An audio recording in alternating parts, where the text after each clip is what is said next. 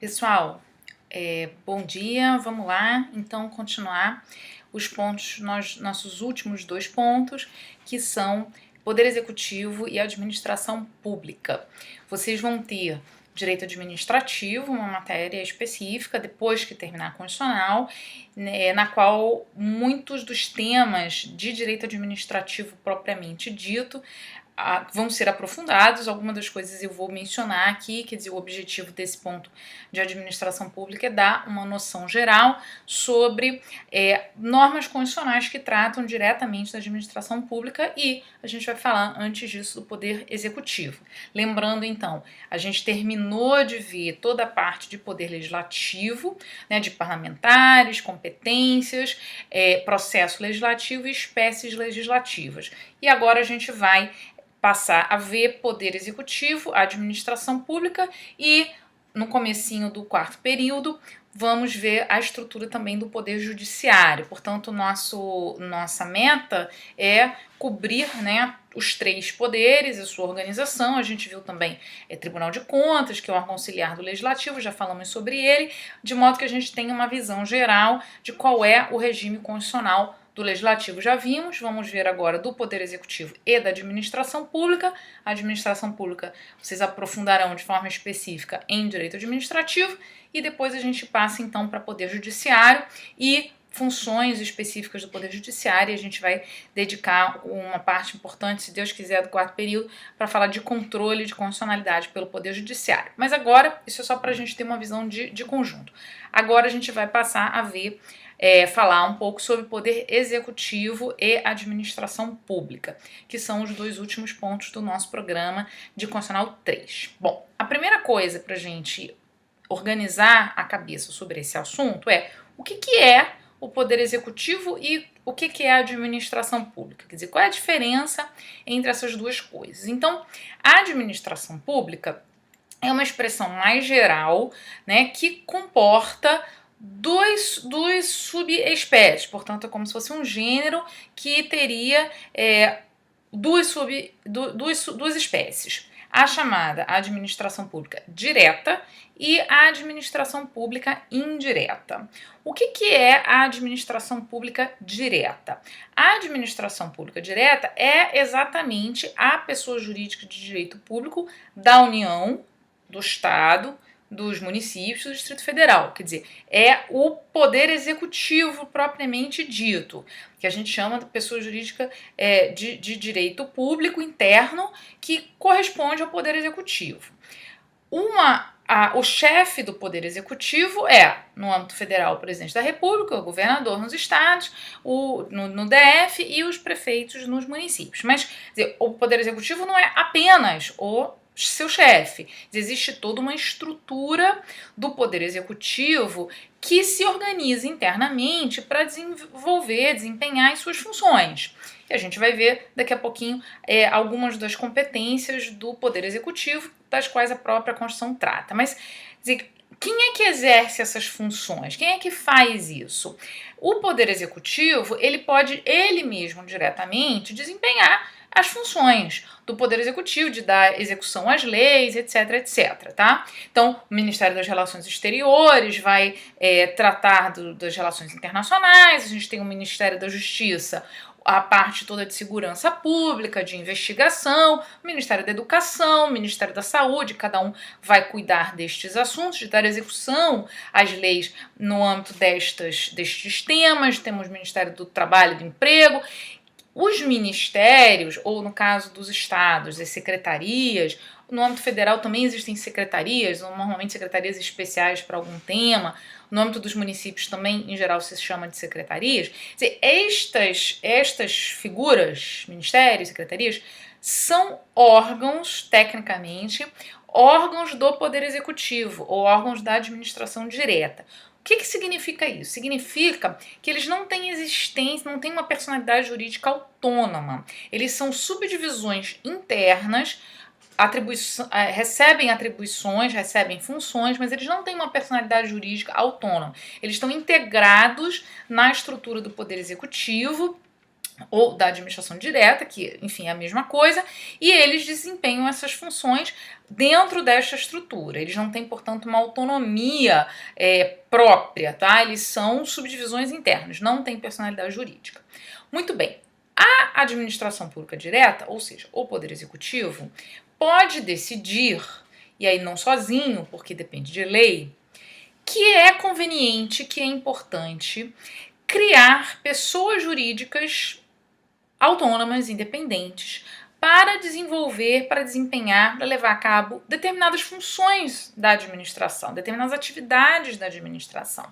E aqui é interessante lembrar, quer dizer, na medida que as funções da administração, o Estado cresce, sobretudo ao longo do século XX, quer dizer, as funções do Estado vão crescer, quer dizer, os serviços que ele vai prestar, as atividades que ele vai regular, quer dizer, hoje em dia, se a gente pensar 100 anos atrás, hoje o Estado, e aí estou falando genericamente, União, Estados, DF, municípios, o poder público, né?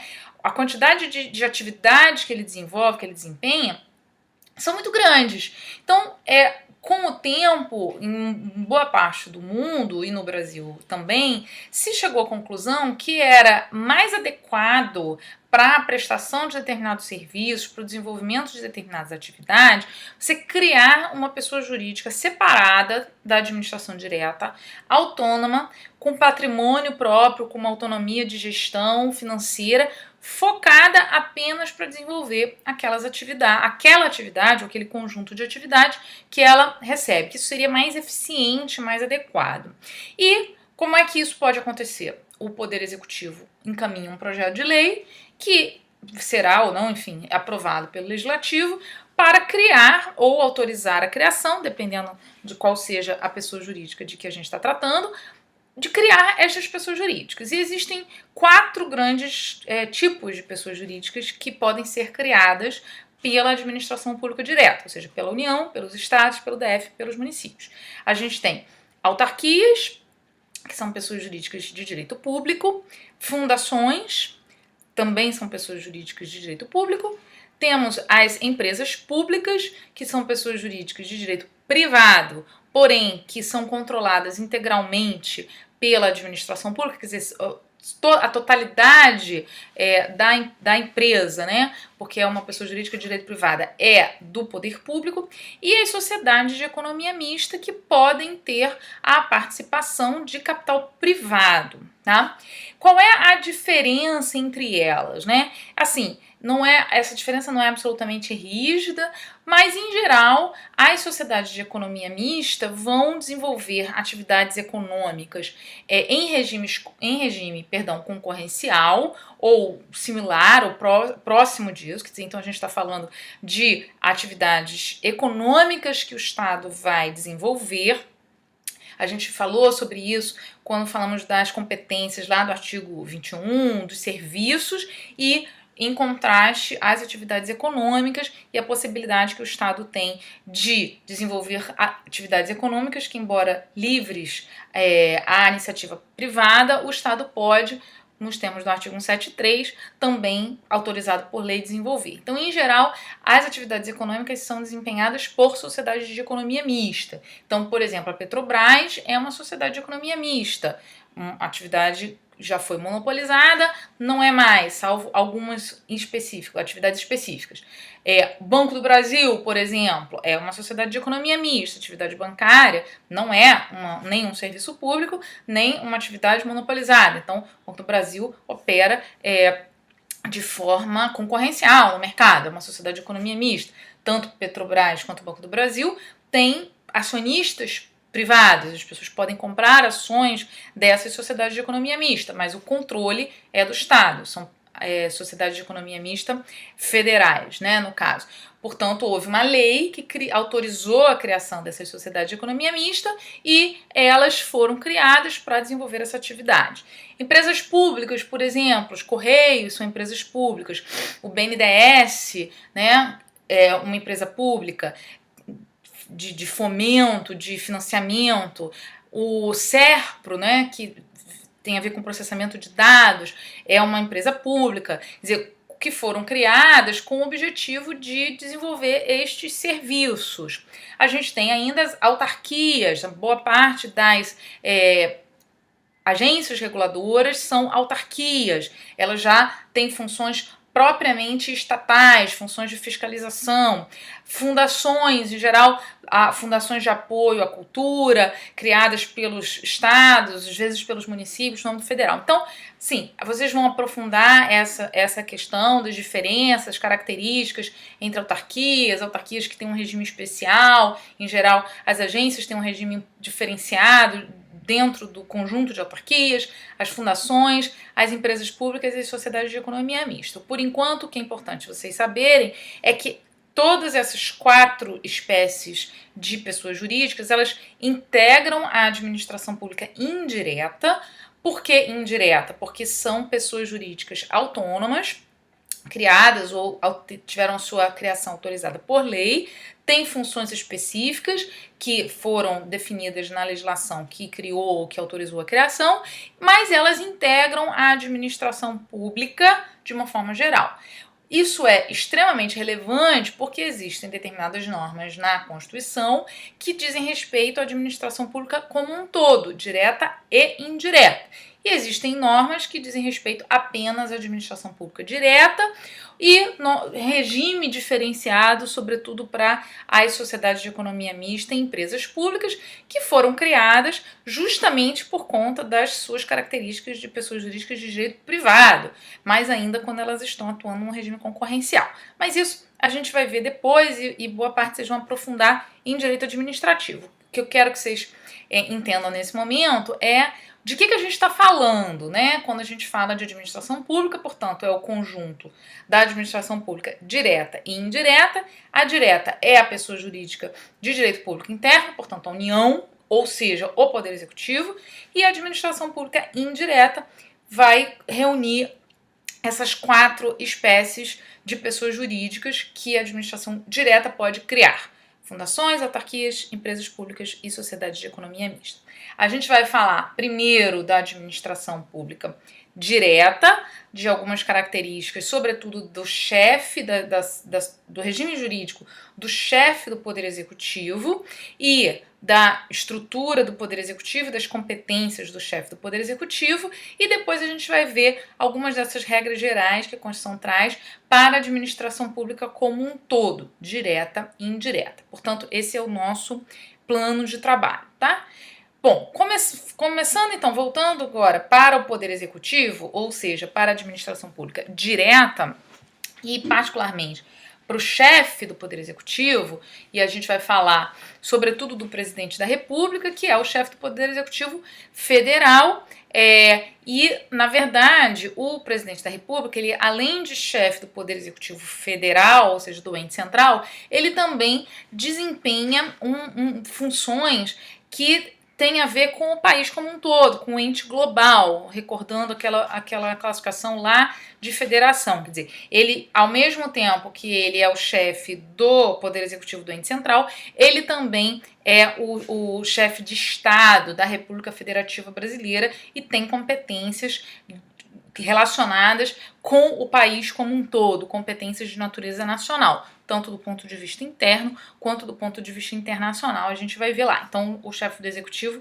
Federal, ele tem esses 2 papéis, e isso é importante porque algumas, por exemplo, das garantias que a Constituição confere ao presidente, o Supremo vai entender que não se aplicam, por exemplo, a governadores e prefeitos, porque, na verdade, elas têm a ver com esse papel que o presidente tem, não apenas de chefe do Executivo do ente central, mas como chefe, quer dizer, do Estado brasileiro, chefe de Estado nacional, sob a perspectiva interna e internacional. Muito bem. Antes da gente ver as disposições constitucionais específicas sobre o presidente da República, assim, só para a gente lembrar e colocar, né, o presidente, o chefe do executivo, num contexto da organização de poderes, que é sobre o que a gente está falando aqui. Quer dizer, historicamente, o Poder Executivo ele vai ser inicialmente concentrado, né, numa pessoa, quer dizer, a gente chama de poder executivo hoje, né? Mas antes era o monarca, o ditador, ou como quer que seja. Mas com o tempo, e eu acabei de falar sobre isso, né? Com o desenvolvimento do Estado, com a ampliação das atividades do Estado, o poder executivo vai justamente se tornar muito mais complexo do que apenas uma pessoa. Quer dizer, que é o que a gente acabou de descrever. E aí eu quero que vocês integrem o conhecimento com a evolução histórica do Estado, do desenvolvimento das funções do Estado. Quer dizer, se vocês pensarem hoje, né, a gente tem prestação de serviços, então o Poder Executivo vai dar execução à legislação, prestar serviços, educação, saúde, previdência, assistência, segurança. Ele vai também ter uma série de competências na relação com os estados estrangeiros, ele vai ter uma série de competências, por exemplo, para fiscalizar e regulamentar atividades econômicas em geral e mesmo serviços públicos quando eles sejam delegados. Então, se a gente pensar, por exemplo, Anvisa, né, vigilância sanitária, é uma atividade que o Poder Executivo presta. CVM, mercado de capitais, a fiscalização do mercado de capitais, das bolsas, das companhias que têm ações no mercado, é uma atividade de regulação e fiscalização que o Poder Executivo desempenha. A gente tem as agências reguladoras, que eu já mencionei, que vão, por exemplo, a ANS, Agência Nacional de Saúde Suplementar, ela vai regular o mercado privado de planos, seguros de saúde. É uma atividade do Poder Executivo. Então, assim, quem é que vai fazer tudo isso? Eu acabei de descrever. Às vezes é o Poder Executivo diretamente, às vezes são algumas daquelas pessoas jurídicas que integram a administração pública indireta, autarquias, fundações, enfim, pessoas, empresas públicas, sociedade e economia mista. O ponto que eu quero que vocês percebam é que o Poder Executivo hoje, e na verdade, mais tecnicamente, a administração pública, é uma realidade extremamente complexa e a gente usa, né, a expressão hoje de administração pública pluricêntrica ou plural, porque na verdade existem várias entidades, e aí é importante vocês saberem essa distinção. Quando a gente usa a palavra entidades, a gente está se referindo a pessoas jurídicas autônomas, né? Portanto, autarquias, fundações, empresas públicas ou sociedade de economia mista. E órgãos são as subdivisões internas do Poder Executivo propriamente. Então, você vai ter uma multiplicidade de órgãos ou entidades, dependendo do tema, que vão estar atuando. Então, a administração pública hoje é muito mais complexa do que apenas o Poder Executivo e muito mais complexa do que apenas o chefe do Poder Executivo, o presidente da República, embora, claro, ele tenha muitas competências e competências extremamente relevantes e aí esse é um ponto extremamente importante, sobretudo no presidencialismo, ele tem uma fonte de legitimidade democrática importante, uma vez que ele é eleito diretamente, sobretudo no nosso sistema. Então, quer dizer, se de um lado, né, o chefe do Poder Executivo não é a pessoa que vai definir tudo em relação à administração pública, na medida em que existem essa variedade de órgãos e entidades que vão desenvolver atividades administrativas, de outro, ele é que tem, digamos assim, uma legitimidade originária, democrática, na medida em que ele que foi eleito diretamente, tá?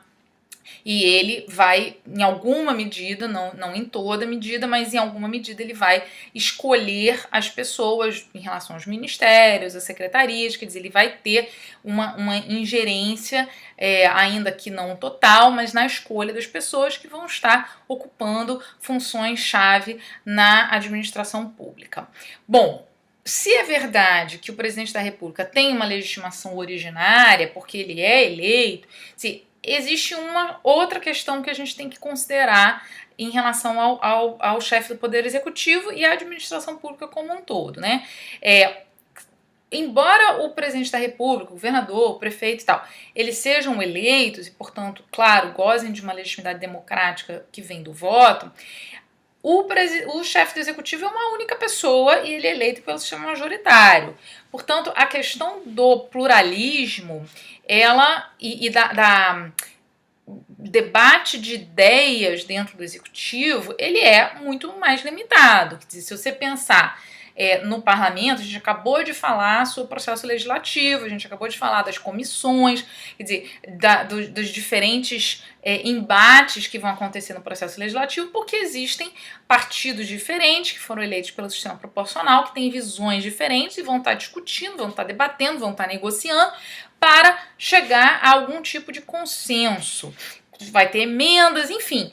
O processo legislativo, ele é muito mais plural e permite muito mais manifestação de visões diferentes do que o processo decisório do Poder Executivo, o que é natural. O Poder Executivo é uma posição eleita de forma majoritária.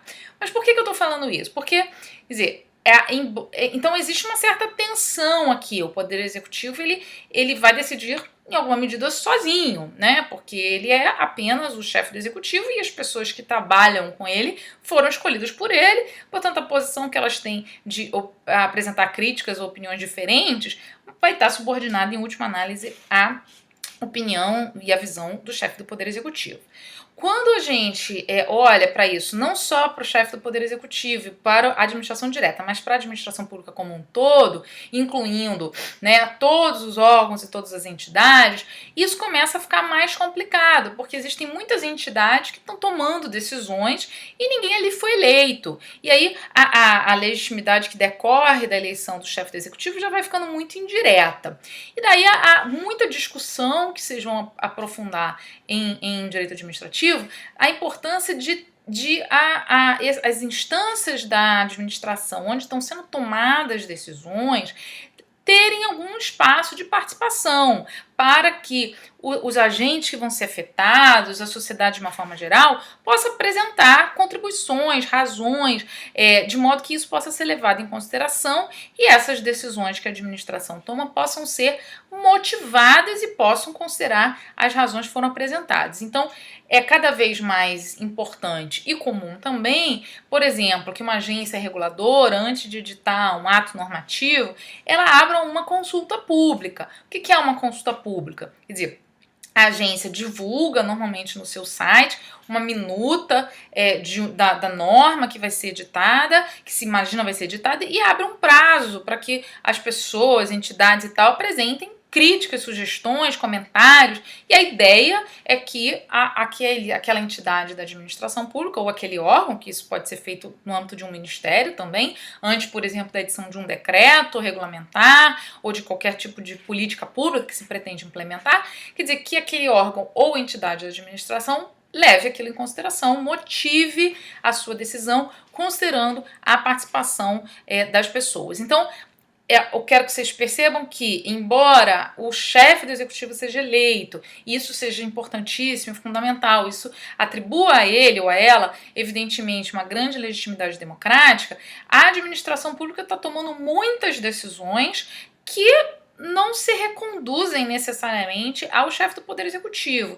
Então, do ponto de vista democrático, e cada vez mais a administração pública toma decisões, a gente já falou sobre isso, vamos voltar agora, quer dizer, há uma expansão do poder normativo da administração pública, então a administração pública acaba tendo um papel enorme na vida das pessoas, em termos de edição de normas mesmo, de criar obrigações, de criar direitos, portanto, é essa preocupação democrática de haver uma oportunidade de participação das pessoas, das empresas, enfim, de todo mundo que possa querer participar. É claro que há uma crítica, que esses mecanismos de participação acabam só sendo usados pelas empresas, por quem tem mais recurso e tal, mas, enfim, essa observação é relevante, mas a verdade é que é preciso, para começar, é preciso que haja esses espaços de participação e não só de participação, mas que o órgão ou entidade da administração, uma vez que vai tomar a decisão, ela motive essa decisão, ela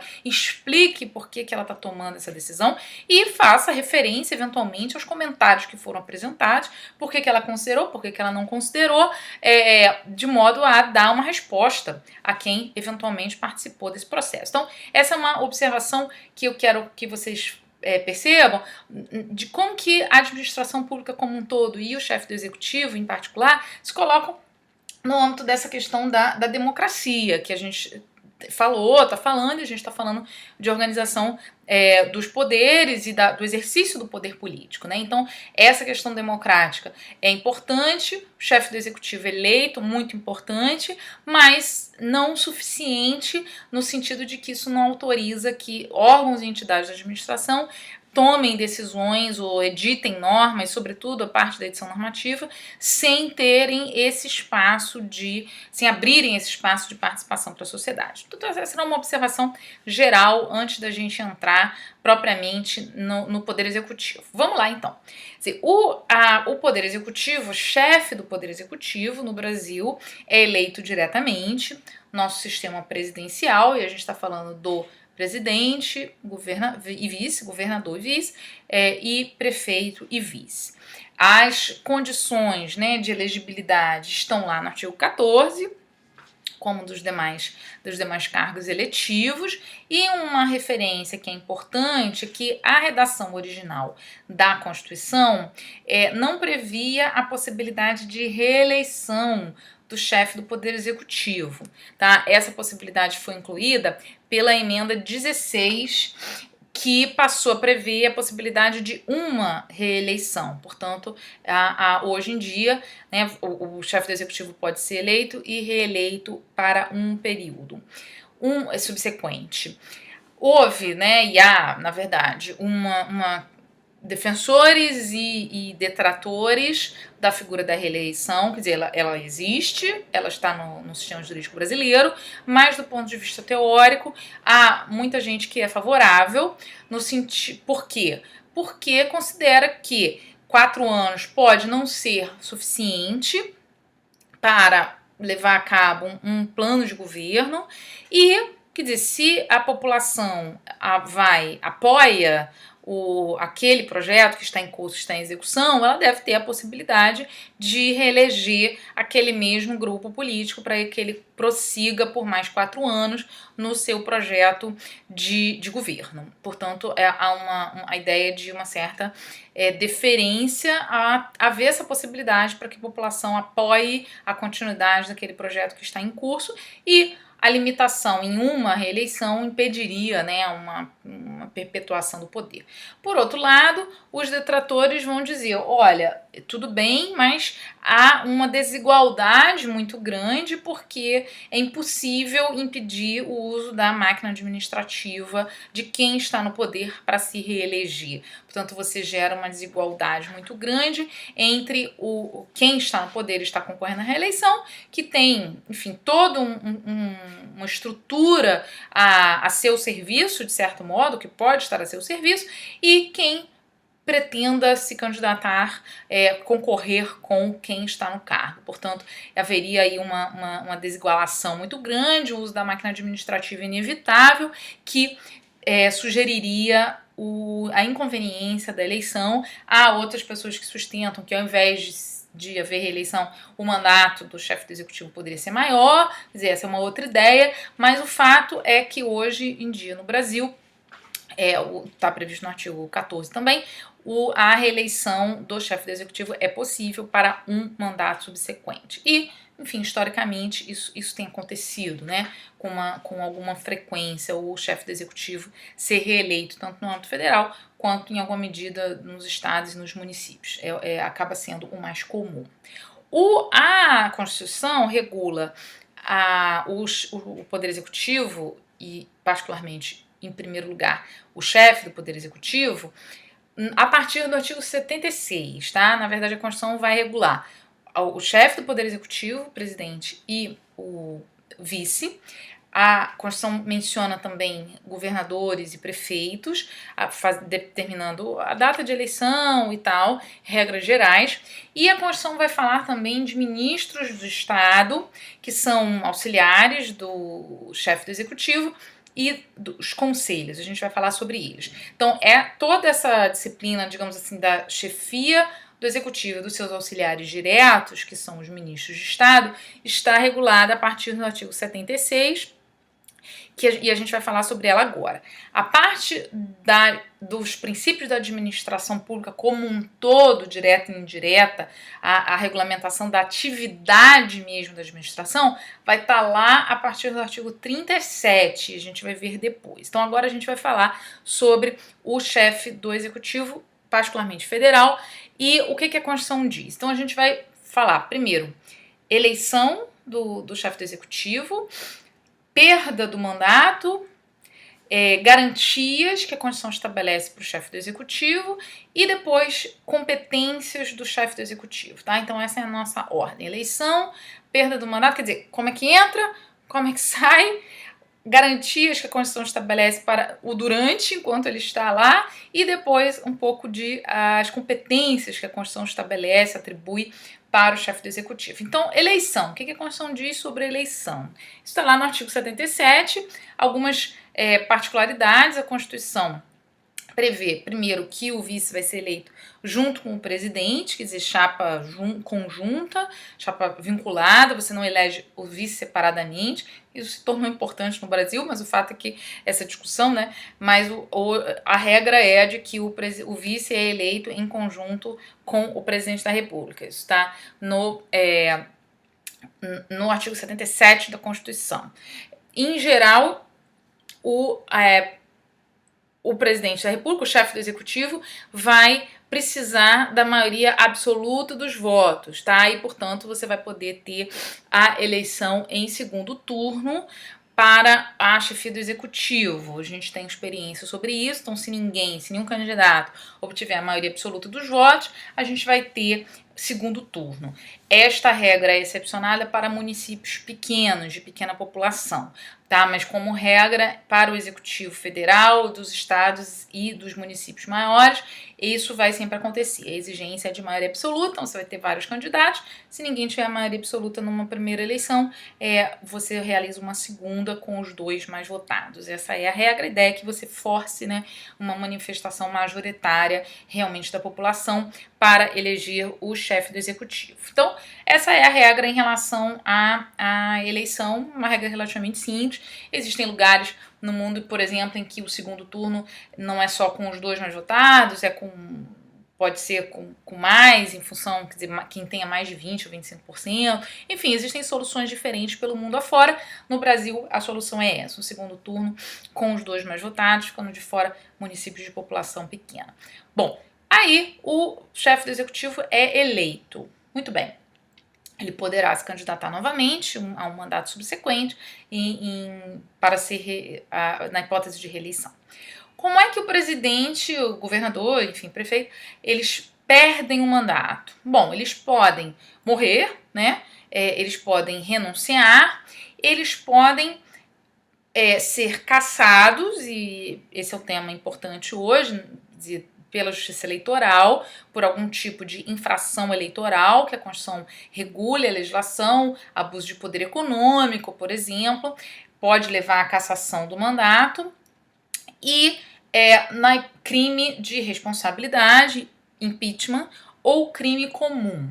E a gente vai falar dessas hipóteses agora, tá? Bom, uma informação, quer dizer, que vocês todos já viram acontecer, mas só para lembrar, quer dizer, na hipótese de o presidente, por qualquer destas razões, perder o seu mandato, assume o vice. O vice é o substituto, digamos assim, natural e permanente do chefe do executivo. Portanto, o vice vai completar o mandato normalmente, tá? Que é o que aconteceu no Collor, né? E é o que, enfim, em princípio, por enquanto, está acontecendo com o presidente Temer. Então, o vice é o substituto do presidente. Pode acontecer, no entanto, o fenômeno da dupla vacância, que é o que se tem discutido hoje, e eu, na verdade, já falei isso para vocês, mas agora que é o ponto de falar sobre isso propriamente dito, né? O que é a dupla vacância?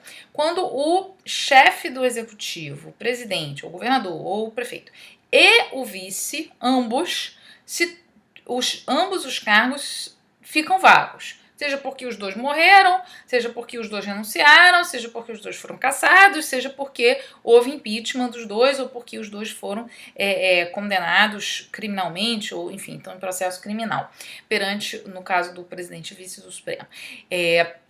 No caso do governador e do prefeito, no foro deles.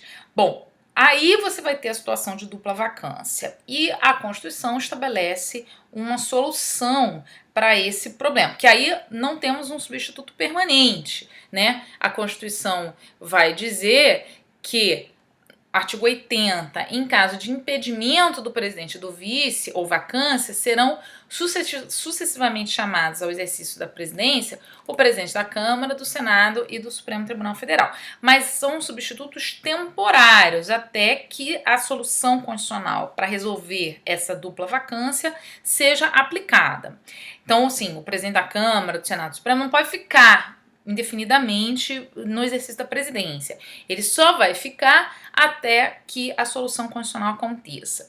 E qual é a solução constitucional? Está no artigo 81. Dizer, vagando os cargos de presidente e vice, far-se a eleição 90 dias depois de aberta a última vaga, né? Ou seja, depois de terem vagado as duas. Ocorrendo a vacância nos últimos 2 anos do período presidencial, que são de 4, a eleição para ambos os cargos será feita 30 dias depois da última vaga pelo Congresso na forma da lei. E, parágrafo 2º, em qualquer dos casos, os eleitos deverão completar o período dos seus antecessores. Então, qual é a solução constitucional?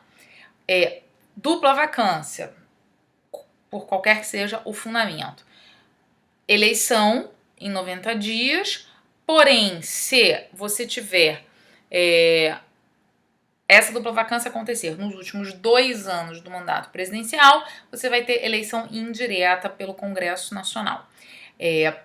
De toda forma, essa pessoa que for eleita, seja uma eleição direta nos primeiros 2 anos, seja uma eleição indireta pelo Congresso nos últimos 2 anos, essas 2 pessoas, né, presidente e o vice, que sejam eleitos direta ou indiretamente, eles completarão o mandato apenas, eles não começará um novo mandato de 4 anos, tá? E, portanto, ao fim daquele mandato, vai haver nova eleição, agora direta, em qualquer hipótese. Há uma grande discussão hoje em dia, quer dizer, por conta de 2 questões, né? Uma questão é discussão que existe uma proposta de emenda à Constituição tratando a possibilidade de alterar o artigo 1º, parágrafo 1º, perdão, do artigo 81, que trata da eleição indireta nos 2 últimos anos, para prever eleição direta, salvo no último ano, ou seja, a eleição indireta ficaria apenas para o último ano. Então, existe essa discussão. Há 2 questões aqui, quer dizer, Poderia, sim. O artigo 81, parágrafo 1º, certamente não é uma cláusula pétrea, a gente acabou de falar sobre cláusulas pétreas, que impediria o poder constituinte derivado de alterar esse dispositivo. Não haveria nenhum problema sobre isso. Um outro óbice que se menciona é a regra que está lá no artigo 16 sobre que as normas eleitorais não devem ser alteradas no ano antes da eleição. E aí, para aplicar uma eventual emenda nesse sentido agora, caso haja dupla vacância, alteraria aquela regra. Bom, aquela regra também não acho que seja necessariamente uma cláusula pétrea, portanto, se a emenda pretender alterar isso, nada impede que ela o faça. O poder constituinte derivado, nada impede que ela o faça. Há uma questão prática, que é a realização de uma eleição direta para um período muito curto, quer dizer, de mandato, porque, na verdade, o eventual eleito vai desempenhar um mandato apenas para o tempo que sobrar. Então, se a gente está falando de uma eleição direta, quer dizer, faltando 1 ano e alguns poucos meses para o fim deste mandato, quer dizer, a gente está falando na prática, quer dizer, tem um período eleitoral, a eleição direta, com toda a movimentação e custo e tal, depois a pessoa toma posse, e aí a poucos meses ela terá para governar, porque o próximo processo eleitoral já vai começar para o próximo pleito. Então, na verdade, há uma questão aqui de eficiência, racionalidade dessa opção, mas que não torna, evidentemente, a opção inconstitucional. É apenas uma consideração política que vai ter que ser levada em consideração. A outra discussão que está em curso é que há uma lei ordinária que alterou o Código Eleitoral que prevê que, genericamente, tá, para o caso de cassação de mandato pela Justiça Eleitoral, eleição direta, salvo nos últimos 6 meses do mandato. Tá? É uma lei ordinária e existe uma ADIM contra esta lei. Esta ADIM está pendente perante o Supremo Tribunal Federal. Esta ADIM foi ajuizada pelo Procurador-Geral da República e ele sustenta que, por exemplo, em relação ao Executivo, esta lei é incompatível com o artigo 81, parágrafo 1º, que prevê 2 anos, não 6 meses, e ele argumenta também dentre outras questões, esse comentário que eu fiz para vocês. Quer dizer, no caso de 6 meses, seria pior ainda, porque praticamente a pessoa vai ser eleita só simbolicamente, porque ela não vai ter tempo de fazer nada. Quer dizer, a eleição já vai demorar 3 meses, no mínimo, você vai eleito, toma posse, vai governar 2 meses, enfim, nem isso. Então, há essa argumentação também está na ADIM, mas essa ADIM não houve decisão acerca dela até então. De toda forma, esta lei se aplica apenas a decisões da Justiça Eleitoral. Portanto, seria aplicável, caso o Supremo, não considere inconstitucional, seria aplicável apenas na hipótese de dupla vacância resultante de uma decisão da Justiça Eleitoral que casse o mandato de presidente e vice e gere a dupla vacância. Então, na verdade, não se aplicaria em outras hipóteses de dupla vacância. Mas há essa questão da validade propriamente desta lei que está sendo questionada, mas enfim, o Supremo não decidiu nada, então enquanto o Supremo não se manifestar, em princípio a lei está valendo para a hipótese que ela pretende regular. Então, resumindo, no caso de dupla vacância, agora a gente vai falar um pouquinho sobre o que pode causar, quer dizer, fora a renúncia, claro, e morte, evidentemente que eu não tenho o que dizer sobre isso, mas em relação ao impeachment e o crime comum, eventual decisão em crime comum, que podem levar não só a dupla vacância, a vacância de uma das funções e eventualmente a das duas, da presidência e da vice-presidência. Mas, quer dizer, já adiantando qual a solução para lidar com isso hoje na Constituição eleição direta para os 2 primeiros anos, eleição indireta para os 2 últimos anos do mandato, quando se verifique a dupla vacância. E há esta questão em aberto em relação à lei que alterou o Código Eleitoral, que altera ou pretende tratar de forma diferente a eleição indireta, quer dizer, prevê eleição direta até os 6 meses do fim do mandato, e eleição indireta apenas para os últimos 6 meses, e há esse questionamento que eu acabei de dizer para vocês. Eu vou, então, parar aqui e a gente, no próximo vídeo, vai tratar da responsabilização do presidente por crime de responsabilidade e por crime comum. A Constituição regula isso de forma específica, então a gente vai se ocupar disso já já, ok?